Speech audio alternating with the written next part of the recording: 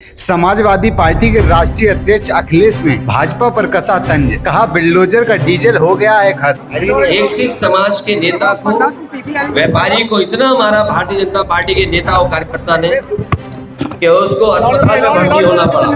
क्या लग रहा है कि कानपुर के अधिकारियों के पास वो बुलडोजर नहीं है जिसके पास चाबी हो? क्या बुलडोजर की चाबी खो गई?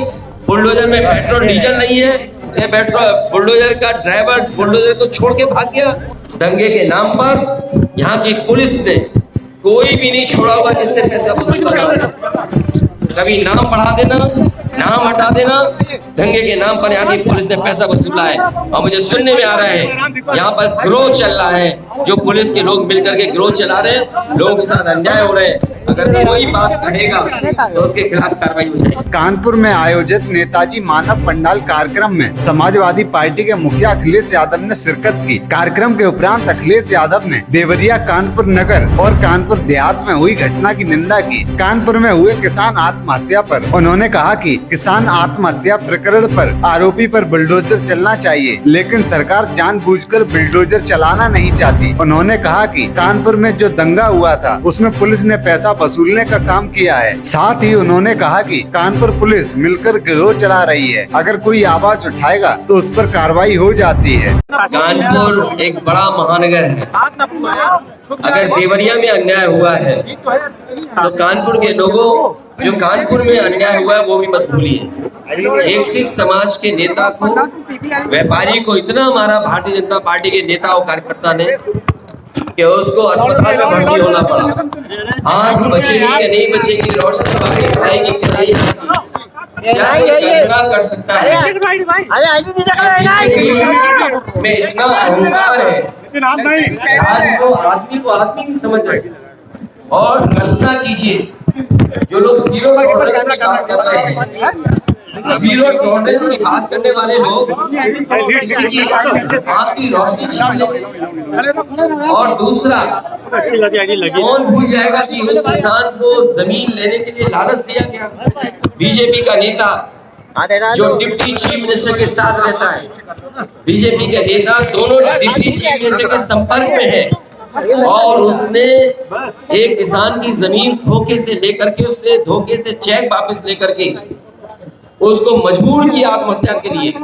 उस किसान की आत्महत्या हो गई और वो जमीन कोई 6 करोड़ की नहीं है, वो 30, 35, 40 करोड़ की जमीन है। उसको बीजेपी का नेता 6 करोड़ में लेकर के उस सीधे साधे भोले किसान से चेक वापस लेकर के चेक फाड़ दिया। क्या इसके खिलाफ कार्रवाई नहीं होनी चाहिए? क्या लग रहा है कि कानपुर के अधिकारियों के पास वो बुलडोजर नहीं है जिसके पास चाबी हो? क्या बुलडोजर की चाबी खो गई? बुलडोजर में पेट्रोल डीजल नहीं है? बुलडोजर का ड्राइवर बुलडोजर को छोड़ के भाग गया? क्या लखनऊ से परमिशन नहीं मिली बुलडोजर की?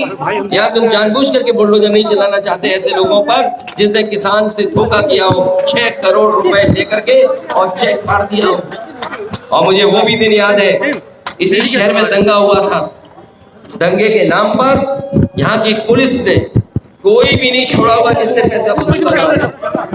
कभी नाम बढ़ा देना, नाम हटा देना, दंगे के नाम पर यहाँ की पुलिस ने पैसा वसूला है। और मुझे सुनने में आ रहा है यहाँ पर गिरोह चल रहा है, जो पुलिस के लोग मिलकर के गिरोह चला रहे हैं, लोगों के साथ अन्याय हो रहे हैं। अगर कोई बात कहेगा तो उसके खिलाफ कार्रवाई हो जाएगी।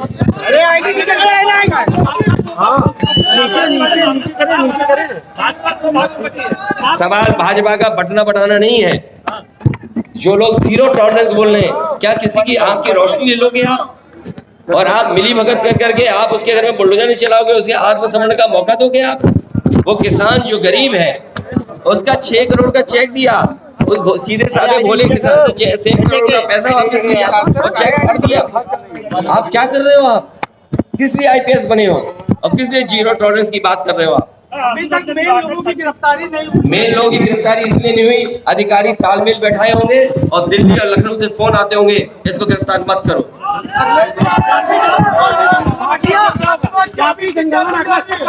समाजवादी पार्टी जाति गणना चाहती है और समाजवादी